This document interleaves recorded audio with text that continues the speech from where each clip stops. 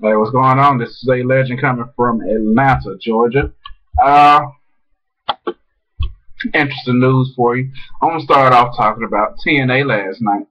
The Aces and Eights gang in TNA said they're gonna attack Bully Ray coming up this Sunday at Hardcore Justice.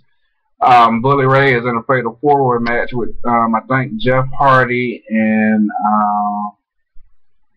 I can't remember who else in his match, but the wannabe Jersey Shore guy and somebody else, I believe. And in that fatal four-way match, and if he wins, he gets 20 points. He beat James Storm last night, and both of them was watching their back last night, waiting for Aces and they to come out because they were supposed to get free TV time. But the only thing they did was talk from backstage somewhere. I don't know. I think this Aces and Eights gang, you know, somebody behind the scenes, somebody in TNA is behind them. But hey, who are they? That's the question everybody wants to know. Who are behind the mask? Who's attacking these guys? James Storm is one guy that's believed to be the leader of the Aces and the Eights. My guys at PWR show. Gotta love those guys, Damian Nelson and Dave Hero. Big fans of you guys. Y'all, congratulations on y'all 100,000 views here on YouTube.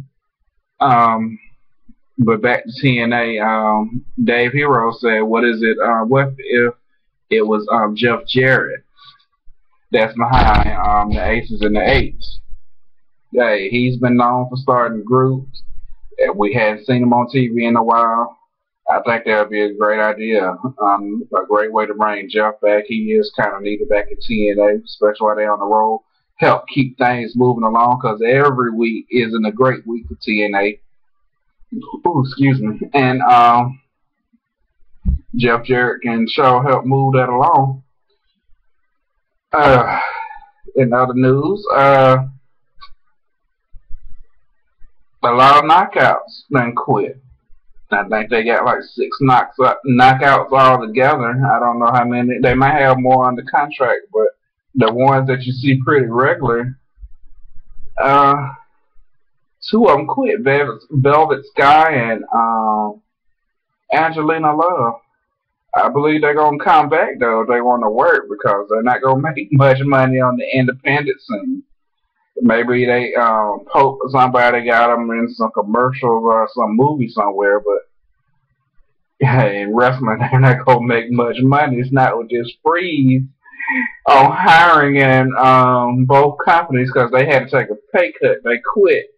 Well, TNA ain't making that much money, and you're not going to make that much money no way on the independent scene, so I don't think somebody thought that through. That's just my opinion on that, but that takes me to the lawsuit between WWE and TNA.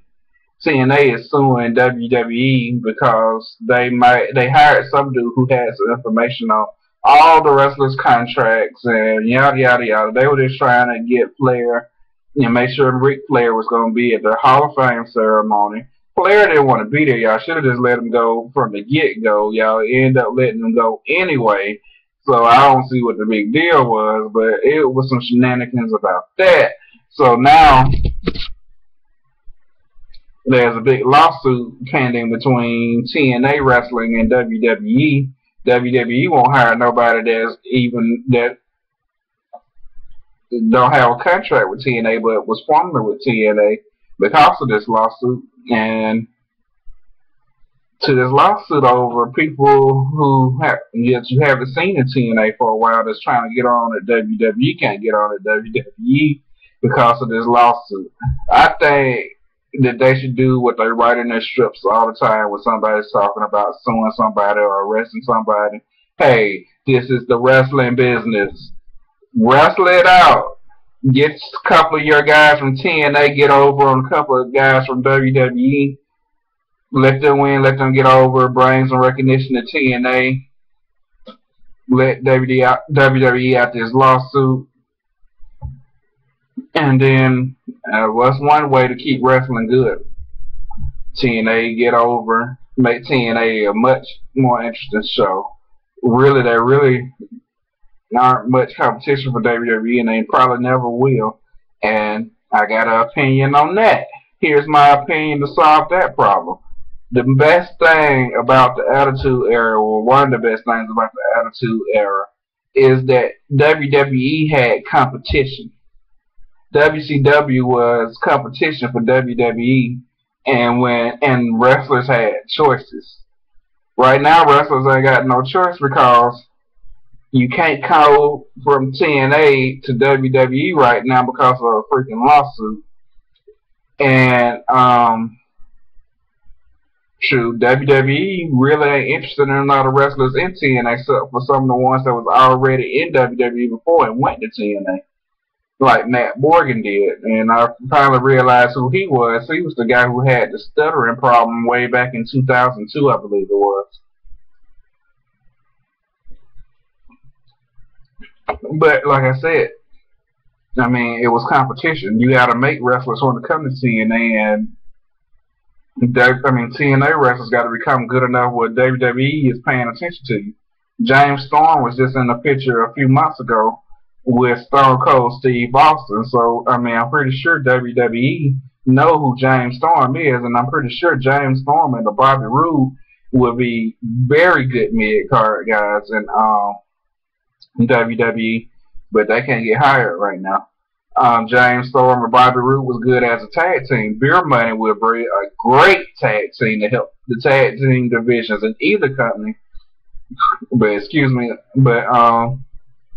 it would show help the WWE tag team division. Cause right now they're trying to get it together, but they're not getting it together right now. But hey, of course we're not going to see that right now because of the hiring freeze and this pending lawsuit. And I think what will really solve the problem, what will really give WWE some competition are the two other companies that's on TV. Ring of Honor is not on TV everywhere, but they're on TV in select cities. And TNA, I don't know if they're on TV everywhere either, but they're on TV here.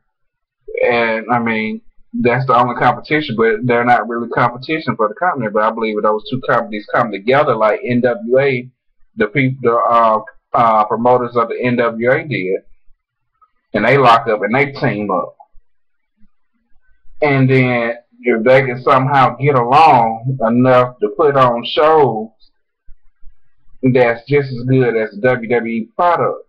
And a lot of y'all guys done worked in the WWE machine, so y'all know how to make this work. And y'all elect one boss. Because I understand that Jim Cornette is probably not the owner of Ring of Honor, but he is whatever company that dude was on TV for.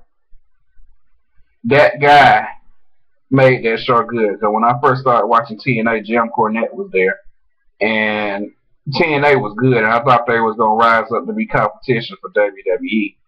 But of course, like every other company, they let him go. I don't know. Y'all need to give that man what he want and let him run y'all shows. And y'all need to come together, become a machine yourself.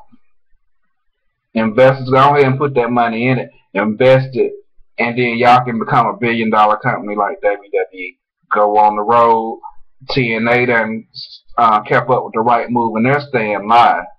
Okay. So now you got another, well, not maybe another live show, and then I have another tape show. I wouldn't recommend right now where y'all in the learning phase to go head to head with WWE. But hey, I mean, I think that would be brilliant. But some wrestling news for you, enough of my opinion.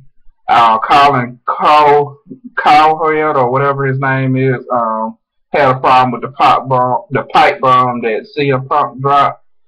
CM Punk talked about the UFC champion. I guess he done some drugs or whatever. But Colin over at ESPN Radio, he didn't like it.